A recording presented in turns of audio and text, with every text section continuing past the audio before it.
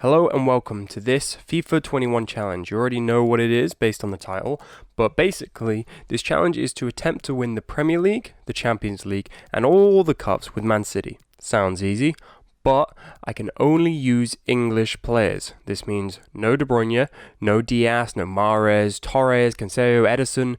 It instead leaves me with 15 players, of which 9 are rated in the 60s or below, and I'm playing on Legendary. And I'll be playing every game. Yes, that's possibly like 60-something games if I go far in every competition. And I will be playing every single one of them. Like playing it with the controller. I'm not simming any games. It's worth noting real quick that we'll be using last season's players. So this means no Jack Grealish, unfortunately. But I suppose that adds to my challenge. But yeah, let's get into the players that we have available to us. In goal, we just have Scott Carson. He's the only goalkeeper that we have available. He was on loan at the club from Derby. He made his Premier League debut for City quite recently when he conceded 3 goals to Newcastle. At only 67 rated, this position is a bit of a worry. Keep in mind the fun fact that Carson is the only player in the Man City squad that has a Champions League medal, which I think is pretty interesting. At centre-back, we have 3 options. John Stones is the main man after having a great season next to Diaz. Harwood Bellis is the player that I'm sure most of you have heard of because he's got pretty good potential, but at 63 rated currently and a certain starter, centre-back is also pretty worrying. And then the last one is Amankwa, who is actually Ghanaian according to FIFA. He's set as Ghanaian, but I think I allowed myself to use him because he's English on Wikipedia, and there have been lots of examples of players who have been listed as nations and then they've ended up changing them later. So I've decided to give it to him because he hasn't actually represented anyone internationally, according to Wikipedia anyway. And as they say he's English, I'm just going to use him. He's the only person I've done this with. And keep in mind, he's so low rated, it's not going to make much of a difference. We have 2 fullbacks, Kyle Walker, who of course is one of the best options. And we also have Luke Bolton at right back, who spent last season on loan at Dundee. He is 64 rated. Going into the wingers, we have Jack Harrison, who's a very good Leeds player, who's just made his move there permanent. We also have Patrick Roberts, who is one that I've always loved due to my FM days. And of course, Raheem Sterling, who honestly is one of those players that kind of annoys me because he's amazing sometimes and sometimes he's not, but obviously he's going to be amazing for us in FIFA. And then lastly we have Morgan Rogers as our final option, who was signed from West Brom in 2019 and spent last season on loan at Lincoln. In midfield we have Tommy Doyle at 62 rated, and fun fact, both his grandfathers played together at Man City, which is pretty cool if you actually think about it, because it's both his grandfathers, so that means like it's not like his grandfather and grandmother, they're not like related. I don't know, I just think that's weird. I think it's cool. Stockport, Iniesta, Phil Foden will probably start most games, but he can play all over the place really, so yeah, we'll see where he kind of fits in later in the season. Cole Palmer is another option at 59 rated, and then finally Felix Nemecha. Now his brother is Luka Nemecha. He's a bit higher rated in FIFA, and he is not in this team. I could have let him in, just like I let in Amankwa, because he's played for every single England youth side, under 16, 17, 18, 19, 20, and 21.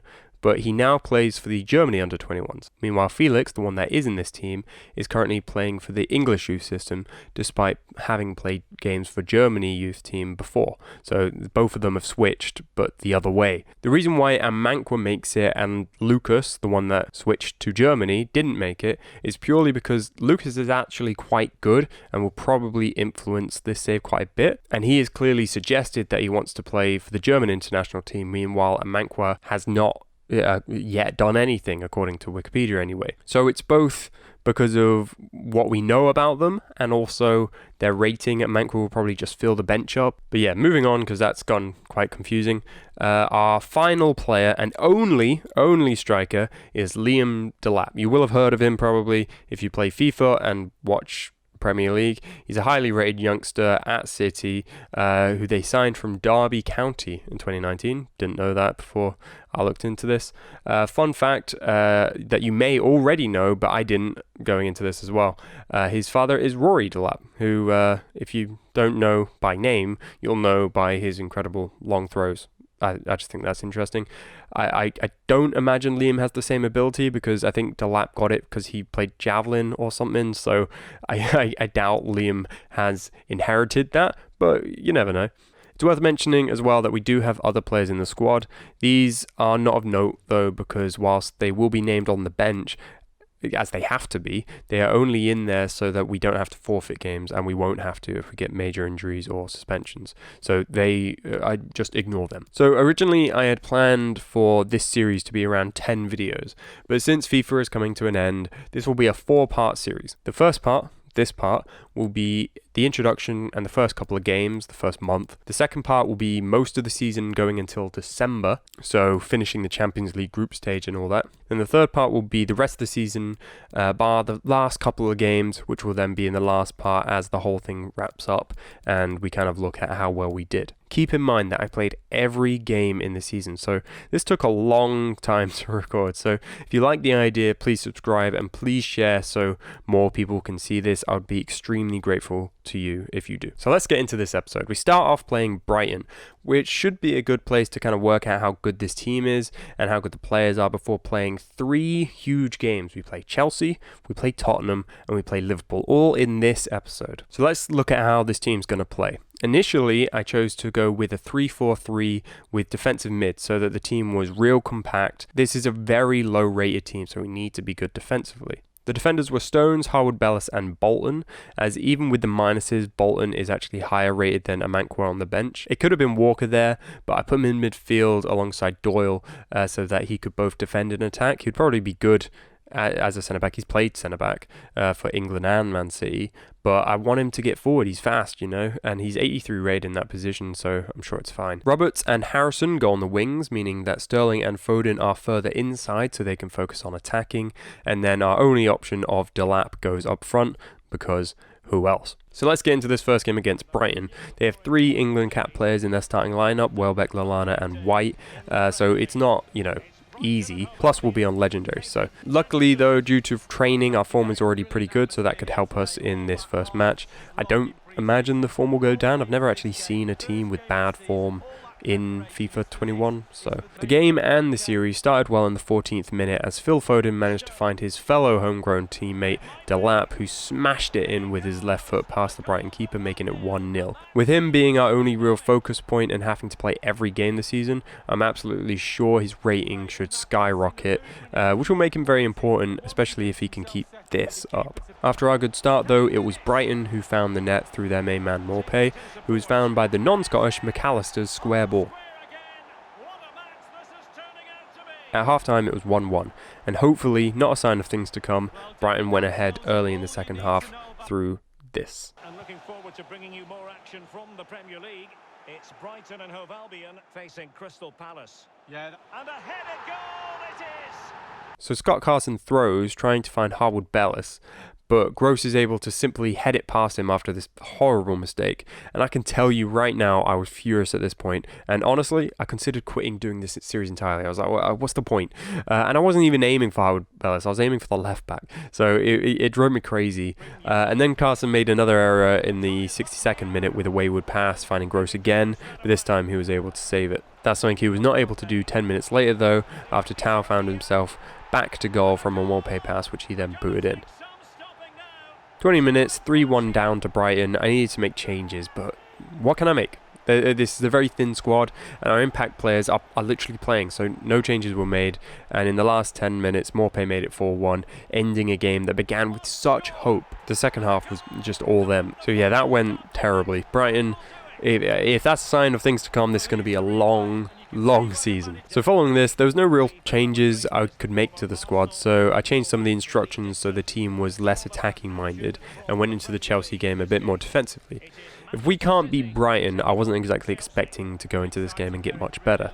But it started alright. About 10 minutes in, Sterling was able to get in. I went for the square to assure the goal, but it wasn't the best pass attempt and Mendy was able to cut it out. Sterling again was involved soon after, as he got onto the end of a Harrison cross and attempted a scorpion kick. I've never scored one of these, and I was so hopeful in that moment, but Mendy saved it well. Sterling then got another chance after that, which he put just wide. Just no luck. So once again, we had another good start to a game, lots of chances, but this time it was the opponents who got the opener when Ziyech had a shot from just inside the box, and then he did the same just before half-time. My reaction to this at halftime was to swap Bolton and Walker, which interestingly made them both have higher ratings. But this did nothing as Kante made it 3-0 just inside the second half, and then made it 4-0 a little later. With 8 goals conceded and 1 goal scored in the first 2 games, and now playing Tottenham, changes needed to be made. I went to a conventional 4-4-1-1, Walker and Bolton referring to their usual fullback positions, leaving Stones and Harwood-Bellis as a 2 in defence, which I was a bit scared about. Doyle is joined by Harrison on a -4 in midfield, Robertson Sterling provide the width, and then Foden plays Cam behind Delap up front. Hopefully this more normal formation is able to get something from this fixture. We've now got 2 banks of 4 instead of the back 3, so in a way you could be better defensive, but in FIFA the midfielders don't track back, so I don't have high hopes. So this time it was Tottenham who got the first chance after Højbjerg played a great ball to Ali, who just put it wide.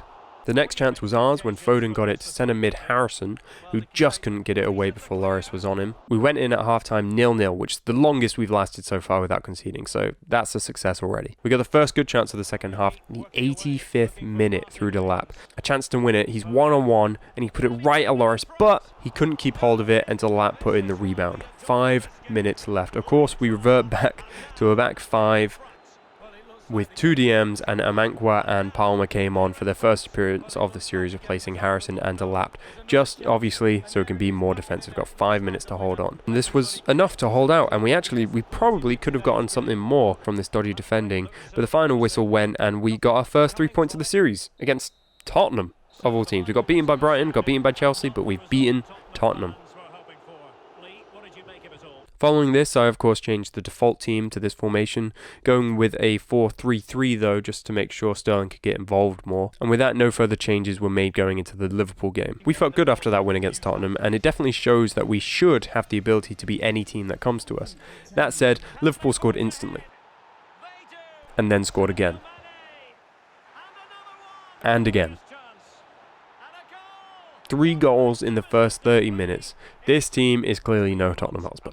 But despite being 3-0 down, our formation paid off as the former Liverpool player Sterling got 1-on-1 and closed the deficit down to 2 just before half-time, getting his first goal of the season. We got a great chance to make it 3-2 after half-time when Patrick Roberts got himself into a scoring position but blasted it wide.